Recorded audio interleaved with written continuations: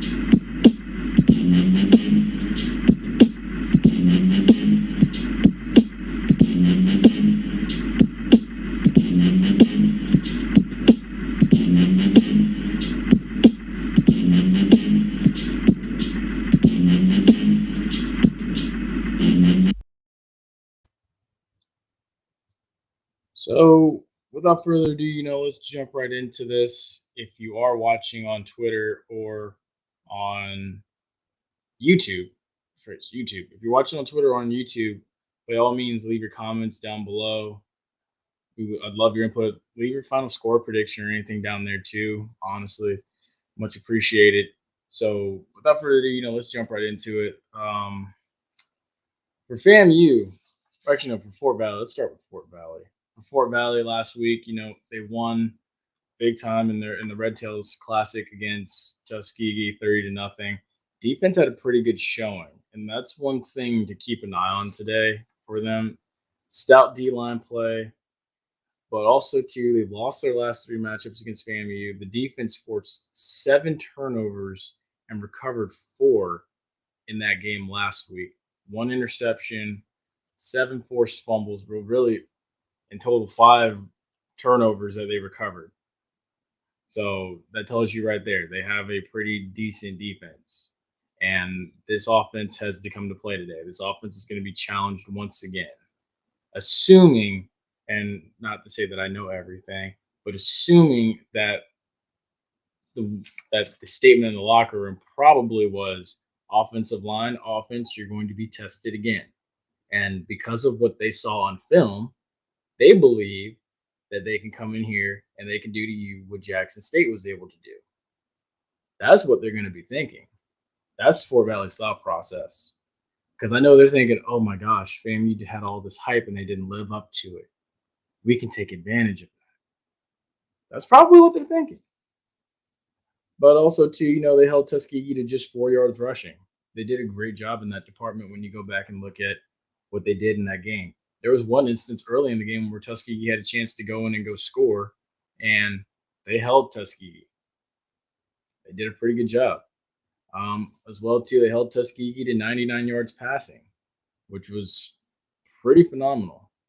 The defense is pretty legit for them. But give or take to Tuskegee, I'm not sure how good Tuskegee's going to be this year. And at the same time, too, you got to remember this is D2 conference. So we'll see what happens. So this can be deceiving, but they had 10 penalties for 79 yards, which is also something that you need to keep an eye on. So how mentally disciplined are they? I don't know. but at the same time too, it was the first game. You're week one. Everyone thinks their team's going undefeated. It happens in pro football. It happens in high school football. It happens in college football too. Everyone thinks their team's going undefeated. That's not always the case. So then you have that to factor in as well. Um, but a few players to watch for Fort Valley too. Tyrell Jackson. So they finally have a new quarterback now that they come into Tallahassee to play FAMU. Tyrell Jackson, 17 of 34, 166 yards, 2 touchdown passes, 1 interception. That's not entirely fantastic. 17 of 34. That's not good. But I mean, his defense is pretty reliable too, as it shows. So I guess he had that to fall back on, but as an individual performance, it's not something to be proud of. Um, they're running back and their lead rusher in the clubhouse right now. Andre Williams, 12 carries, 60 yards, no touchdowns. And then Shamar Bridges, who's also a player you might want to keep an eye on today for Fort Valley. 7 receptions, 87 yards, 1 touchdown. Defensive back Tyler Moore, my fault. 7 tackles, 1 forced fumble. He leads the pack as far as that defense in the secondary and the D line. Antonio Golden, 7 total tackles, 6 solo, 1 forced fumble. He leads the defensive front. And then, of course, now also when you look at their roster, and this is something that someone brought to my attention yesterday, was okay. They were like, look at the amount of transfers that these guys have, and I'm sitting there and I'm just like, let's take a look at this. So the amount of transfers they have is pretty interesting. So they have transfers from Coastal Carolina, North Dakota State, Valdosta State, Kennesaw, Tennessee State, South Carolina State, Mississippi Valley, Jackson State, Alabama A&M, Indiana State, and Delta State. So they kind of they hit the transfer portal pretty hard and went and got some guys from the D1 Division 1A and 1AA level. They got some legit ballers. So that's something you might want to keep an eye on today too. I don't think that they're going to lay down like they did in years prior. I don't think they will. But I do think that FAMU will be able to find success because they're coming into this game heavily motivated. And that brings us now to FAMU. So last week, as we all know, they lost 6-7 in the Orange Blossom Classic against Jackson State. Yeah, I mean, if they'd changed quarterbacks, who knows what sooner? Who knows what would have happened? Who knows? Probably Maradovic probably would have gotten into a flow earlier. We don't know. But today, freshman quarterback is the starter. They won the last 3 meetings over Fort Valley. The wide receiver core as a whole, all of them, was held to 125 yards total Sunday. 125 yards. That's not going to get the job done. It's got to be better execution by that unit, but it's also got to be better execution at quarterback. And you kind of saw the rhythm kind of start to come once Maradovic came into the game for FAMU last week. You kind of saw flashes of what it could have been and what should have been there early in the game. And I think you're going to see that today as they slowly start to work him into a flow. So hopefully that's what happens today. Rushing attack almost developed some consistency. They had 100 yards as a group. The rushing attack had 100 yards as a group.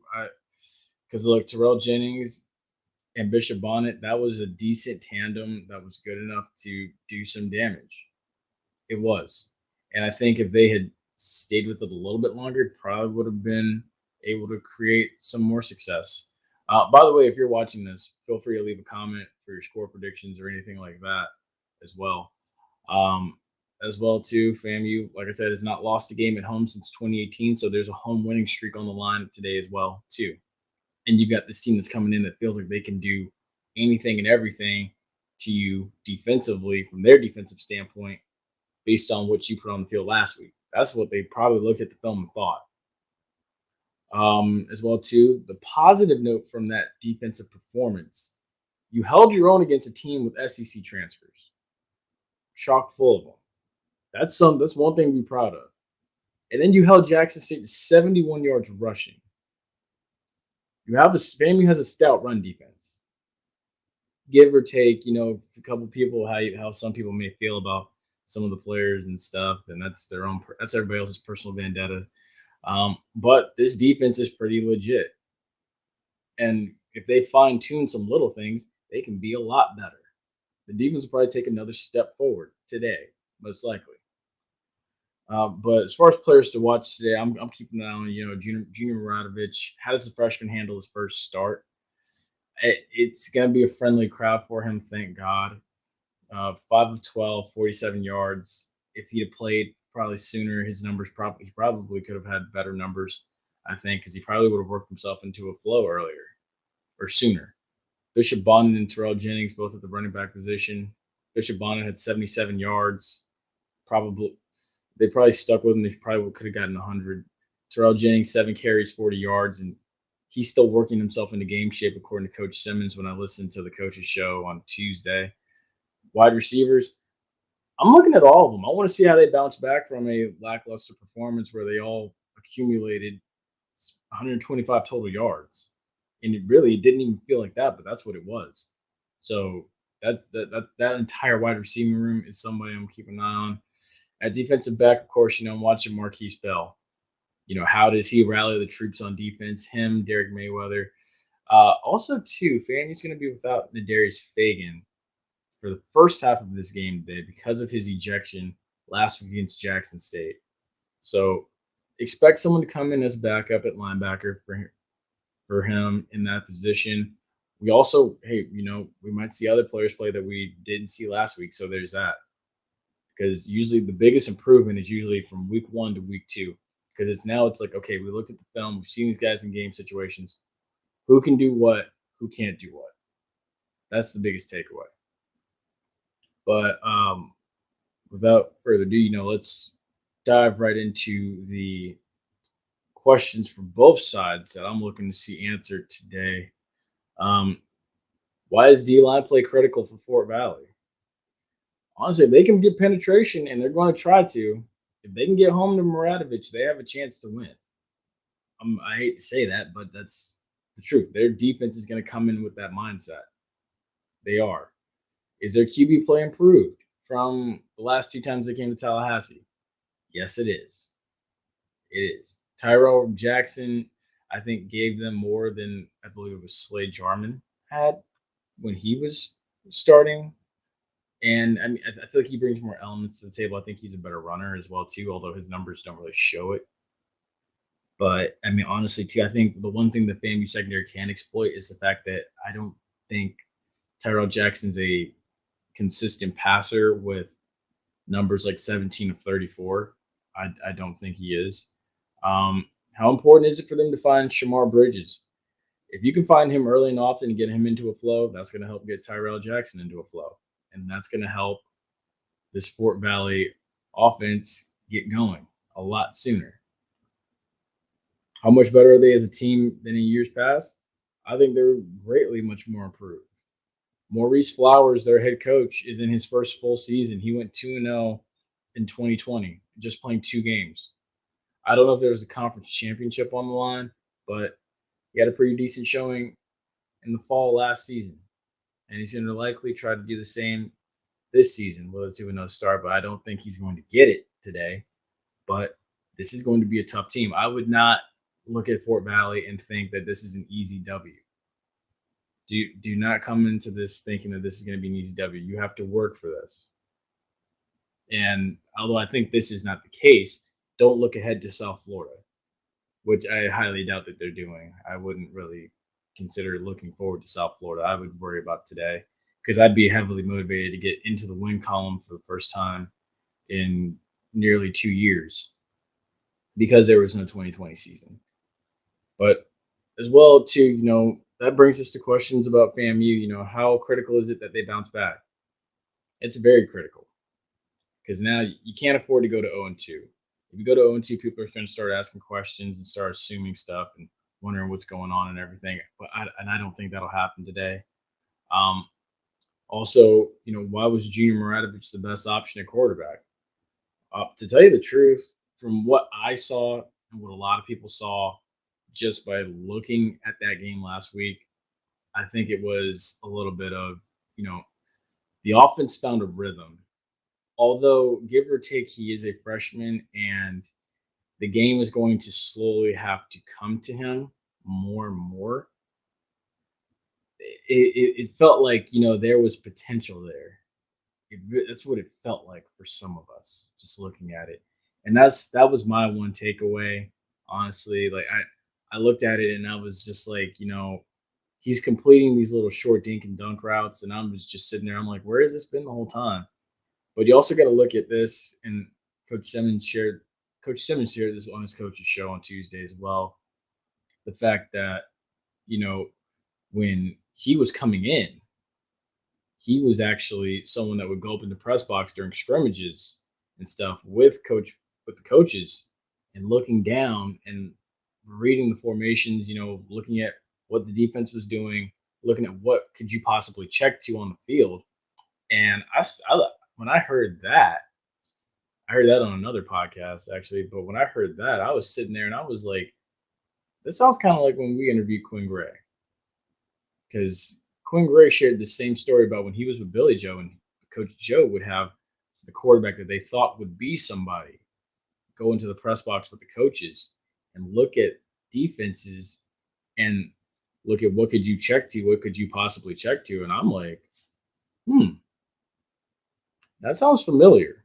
And now you're seeing that done with Maradovic, and you're just like, wow, huh, he could possibly be somebody or be something, or he could become something as he develops and grows, because that's where it's headed. But as well too, is this the best defense we've seen under Willie Simmons? I would say so. Because why? You held a powerful offense in Jackson State the week prior to just 7 points, one touchdown. That's why I would say that. And then also too that when Jackson State was driving, FAMU would give breaks and get stops on defense and force field goals or force punts and stuff. And that was once the emotions had gone away in the game and everything had settled down and they had settled down. So the potential is there. It's definitely there. And once they dial in and really figure out how this goes and get up to game speed and start playing a couple games and get comfortable, by the time they get to conference play, they're gonna be ready to roll. So Alabama State a few weeks. Expect this defense to be hitting on all cylinders. I expect the same from the offense too, because USF is going to be a dogfight. Today's going to be a dogfight that I think they're going to work through the kinks and be okay. So both of them, looking forward to that. Why is it important for the protection to improve? Look, you got a freshman quarterback back there. It is very critical for that protection to greatly improve. You want it to. If that can improve, that makes life for a freshman quarterback a lot easier on top of the type of routes that these guys are running. Try not to get him to do too much. As I suggested, because this defensive line is pretty stout, I would say, work the quick pass. Work the quick pass as well as possible. Get your playmakers into space, get him into a rhythm early. And then maybe at some point you start taking shots to the end zone, deep shots, deep balls, and you get them comfortable. That's what you have to do. But also, too, we as fans and we as spectators need to understand he is a freshman quarterback. So there's going to be little freshman moments that are going to happen. And whether that be getting to play on the field in time or anything, or checking to the certain plays and stuff. And then the other thing too is with a freshman quarterback, you have to learn to watch the play clock. That's the first thing really that a lot of pro players would always say is when you go out in the field for warm-ups, you want to be able to look at both end zones, look at both sidelines, look around you, check your surroundings and see, okay, where are my play clocks at? Where's the game clock at? What do I need to look at for this, and this in order to be successful? So I think that's another element that you have to factor into this. And then I know there's one more that a lot of people were wondering was, where was Savion Williams? Honestly, I'm wondering too. I don't know if he was hurt or if he had COVID. I don't know. I guess we'll find out today because I'm curious like to see this because we didn't see Eric Smith who played a ton his true freshman season in 2019. We didn't see Savion Williams. We didn't see Eddie Tillman. So I'm just wondering. I'm like, what's going on? So I mean, I guess the question will be answered today of where were all these guys at. I'm hoping Savion Williams is okay. But other than that, all the transfers for the most part, they look pretty good. The Bowler brothers did okay. They did decent. Antoine Collier looked pretty good, I thought. So I think it's only up from here as far as the defensive standpoint. Jamar Shareed looked good as far the other transfer from Texas State. He's going to improve greatly, I believe, with time, and I think all of them will get better and grow. And honestly, too, I'm gonna tell you the truth. At one point this season, you're going to see a kickoff return touchdown by Jamar Shareed or Xavier Smith, whether it be kick returns or punt returns. You're going to see that. It's going to come. Just give it time. It might happen today. It really might. Um, but honestly, that's basically the brunt of it of what I got for y'all today. To be honest, I feel like I kind of rushed through it a little bit, but well, honestly, I'll give you my keys to victory today. Keys to victory is as follows. I'm gonna stick with three of them. Keep the consistency on defense, of course. Stay consistent on defense. Number two, get Muradovic into a flow early, and that dwindles down to offensive line play. And then, number three, of course, like I just said, offensive line play. So if those three things do what they're supposed to do, I think it'll take care of itself.